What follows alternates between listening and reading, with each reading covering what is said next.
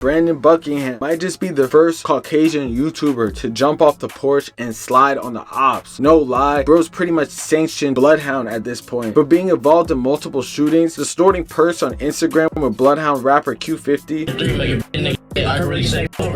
I've seen enough. Bro is a white reincarnation of Bloodhound Lil Jeff. At this point, I feel like we're 2 IG stories away from Brandon flashing a switch on his story. But on the real, as one of the most controversial and visceral investigative journalists ever on YouTube, this dude is giving us a first-hand account of some of the forgotten war zones within American cities. However, several days ago, things got too real when he admitted that he was involved in 2 targeted shootings, one of which almost killed his cameraman. Continued to investigate an overnight shooting that left 4 men injured as they walked down the sidewalk in front of Fort Knox Studios in the old Irving Park neighborhood around 2:30. He pretty much describes in eerie detail, basically being hunted down by 6 ops, and it seems like for a second, it might have left a permanent emotional scar in his psyche. Who would have thought the YouTube streets would have gotten so real? Because in the brazen shooting that hit his cameraman in the neck, Brandon Buckingham willingly chose to be inches away from being the next victim in the streets of Chirac. For that reason, we gotta get into the insane beef that almost took out Brandon Buckingham and the aftermath that might have just left a permanent effect on the hood vlog genre of YouTube. We're gonna get into it right now, gang, but before we do, I'm gonna need you to like, comment, subscribe. A majority of y'all aren't subscribed and be watching the videos, and make sure y'all check out the merch link in the description at SafeSaveWorld.com and hit that notification bell so whenever I post, y'all tune in right away. Let's get into this, bro. Chapter 1.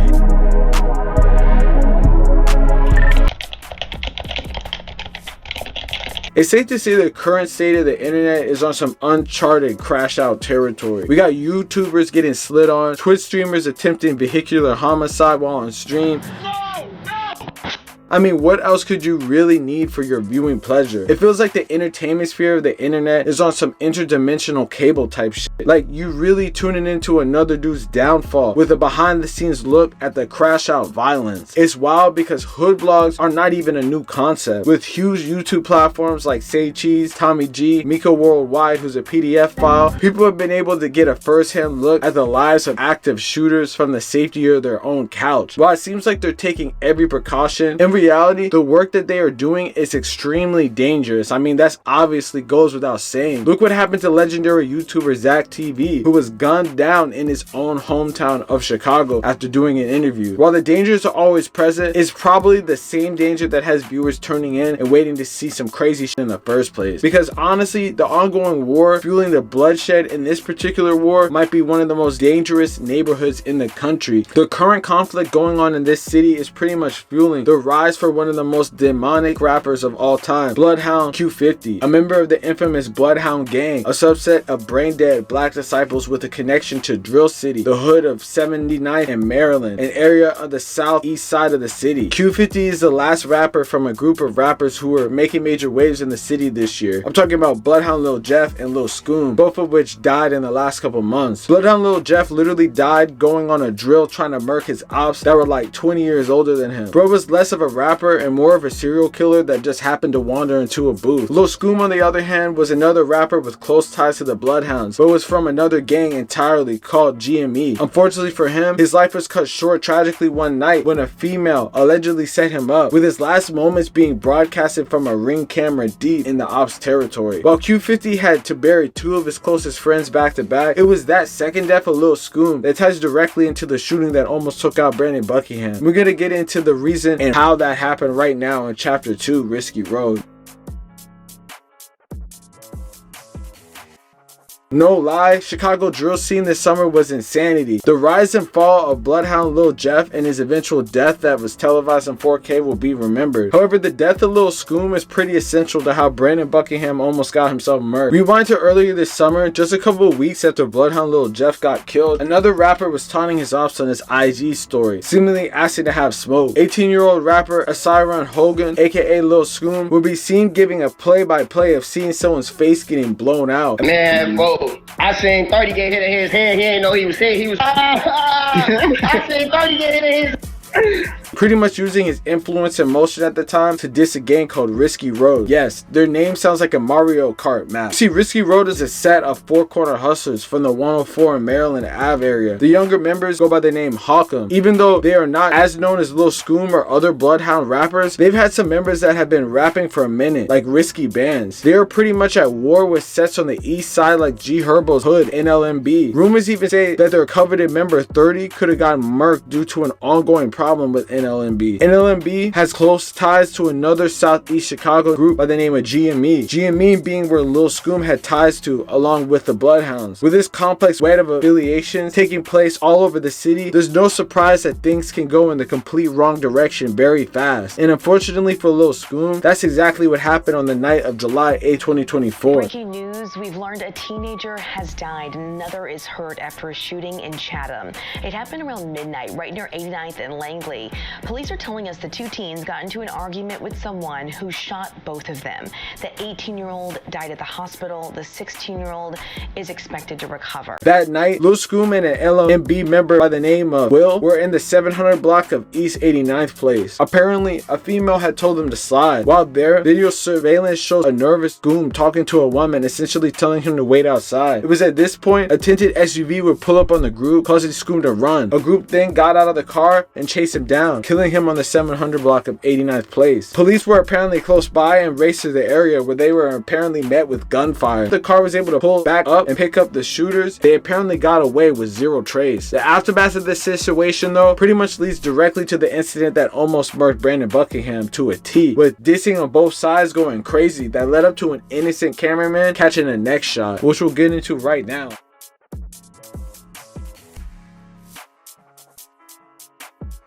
Following the death of Lil Scoom, Risky Road members took no time to diss him and shout out their fallen member 30. At the same time, Bloodhound Q50 was left to pick up the pieces from his two close friends being killed back to back. Crazy thing is though, this would put his rap music into the forefront of the drill scene and actually grow his career. On the other side of the country, Brandon Buckingham pretty much made a YouTube household name after his video went super viral with YBC Duel that I'm sure you all know about. Within this time span, he would post a YouTube video showing the everyday life of Philly rapper and top op YBC Duel. A day after the video drops, YBC Duel would get killed in a brazen broad day shooting. It would be several days after this that Brandon would come out and speak about the incident after receiving blame from news platforms like DJ Academics. But the crazy thing about how he speaks about it, I feel like it would almost foreshadow what would go down to him just a couple days ago. He would basically crash out online and flip out on DJ Academics, saying he was too pussy to ever step foot in any of these war zones, and he's really doing the work that shows this life while Academics reports on it from home.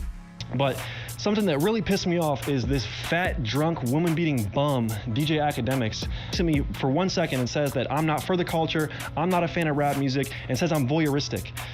What has DJ Academics ever done? He's always sitting behind his computer screen. He's really a fat, he's a fat, drunk, sitting behind his computer screen, watching my video, reacting to my video, saying that I'm voyeuristic. Right? He's being voyeuristic about me. He's never even done anything. He's literally afraid to go outside. He's never even been outside. AK goes in on him saying he doesn't go because you're putting a target on your back by sliding to those neighborhoods, and you're really just voyeuristic, trying to get a reach and see and try to find out what's going on. You don't really know what's going on, is what Academics said. When I think of Brandon Buckingham, I think of him as the press in a war zone. They know the risk of going out to war to report, but feel like they ultimately won't be targeted because they have big cameras and are obviously not gang members. Being white and having a camera makes you so much safer in the hood. However, at a certain point, when you hang out with them days in and days out, when you be snorting perks with the gang members at the studio, there's little difference between you and them. A couple weeks after the YBC Duel murder, Brandon Buckingham was reportedly on his next mission to film Bloodhound Q50, Vert, Skrilla, and others out in Chicago, as they were probably making the biggest motion of that time. Brandon had been seen doing drugs with Q50 just a couple days before the incident in question, so it's safe to say he was pretty tied in with the Bloodhounds, while Skrilla was also out there too. The thing about the Chicago shit, which we've gone over time and time again, I guess people let their guard down when they're in other areas of the city, because at 2 a.m. in the Northwest Chicago studio, a mass shooting would go down that would affect Buckingham forever. A lot of what happened remains under investigation, but this does appear to have been an ambush of some sort. The owner of the building across the street telling ABC7 that his surveillance video shows the vehicle with the shooters parking in his lot about 40 minutes before a group of 5 or 6 hooded men jumped out and opened fire. We have the person from Knox being transported to Masonic with the grave wound to the neck. Detectives were still on the scene early this afternoon as they continued to investigate an overnight shooting that left 4 men injured as they walked down the sidewalk in front of Fort Knox Studios in the Old Irving Park neighborhood around 2:30 a.m.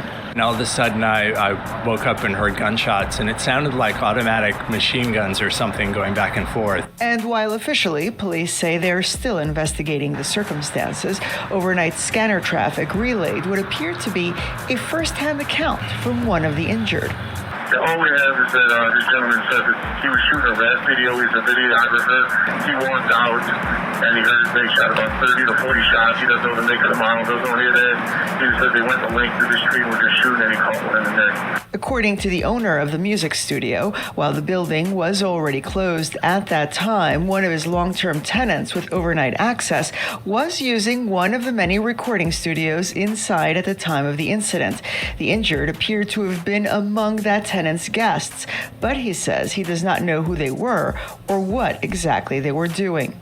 Police say the victims are 4 men. At around 2:45 a.m., Brandon was with a videographer and apparently members of the Bloodhounds and possibly Skrilla. There was many rumors that that videographer was AMF Visuals, who's the main person that shoots Bloodhound Lil Jeff, Q50, all of them. Although they haven't said much, their Instagram stories later would seem to confirm that they were somewhat involved, which we'll get into later. While arriving to the studio, it seems that at least according to Brandon, they were being stalked. He pretty much gave a large amount of details in his explanation that he posted Patreon. As you know, I've been silent online, so I wanted to let y'all know what's been going on with me. I have been in the midst of 2 different shootings in the past 2 months, the most recent of which 6 gunmen stalked us, waited for us to leave the studio, and emptied over 60 rounds at us at close range, one of which hit my cameraman in his neck, coming very close to killing him. This incident, coupled with the previous shooting, the death of YBC Duel, and the tragic circumstances surrounding my recent trip to Lebanon, has resulted in my silence on social media. I apologize if I worried you guys. It was not my intention. I'm just dealing with a lot behind the scenes, and instead of capitalizing off the recent attention surrounding my name, I'm instead doing my best to be courteous of those involved in these tragic circumstances and move forward in a measured and respectful way. On another note, I will be back posting next week. I just counted and I have 67 unreleased videos, so there will be no shortage of future content, even with the birth of my child on the way. People who were witnesses of this situation stated that they heard what sounded like automatic gunfire. His cameraman was hit in the neck, and apparently he got hit too. At least I'm assuming, because they said at least 4 people got wounded from the situation. So I'm low-key guessing that Brandon actually might have gotten injured in this situation as well, but might have been grazed or something like that. It seems like as though the comeback would come quickly, as Q50 and Skrilla would pretty much diss someone close to Risky Road who apparently got murked in this retaliation. Brandon and his team would forever just be looking over their shoulder. At least it would seem, which we'll get into in the final chapter of this, the aftermath. Further speculation that pretty much confirms that Skrilla and Q50 were most likely present were the fact that they were both rushed to diss a member from Hawkham named CEO Hawkham, who reportedly got shot in the head the same day. Apparently, CEO Hawkham was attempting to do a drill and got shot in the head by whoever he was getting slid on. The car drove away with him hanging out the side of the car, according to members of the Bloodhounds. After his death, members of the Bloodhounds such as Vert and others pretty much dissed dude heavily, along with the Skrilla song that I mentioned earlier, where Skrilla mentions that they missed and he got head tapped. All in all, it seems like this situation is just the ultimate crash out combination that you can even see, man. Combination. Because what's going on right now in Chicago is not something that's worth having some random YouTuber risk his life and not see his unborn son. For